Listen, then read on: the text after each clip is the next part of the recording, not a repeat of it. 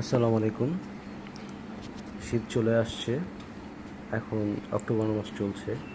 তো শীতে ছাদ বাগানে কী কী শাকসবজি লাগানো যায় এ বিষয়ে আজকের এই ভিডিও।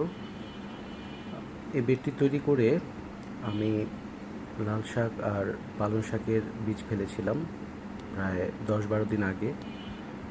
চারাগুলো বেশ ভালো হচ্ছে, আগাছা জন্মেছিল, পরিষ্কার করে দিলাম। এছাড়াও শীতে আমরা বেগুনের চারা লাগাতে পারি, বেগুনটা খুব ভালো ফলন দেয়। চেরি টমেটো, পুঁই শাক, সিম, শীতকালীন শিম। এই বেডটাতেও লাল শাক আর পালং শাক ফেলেছি। কুমড়া, শীতকালীন কুমড়া, লাউয়ের চারাও লাগিয়েছিলাম, ভালো হচ্ছে।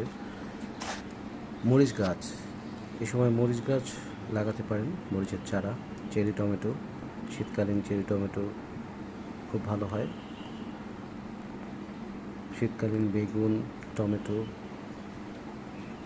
আর একটু লাউ শাক দেখা যাচ্ছে।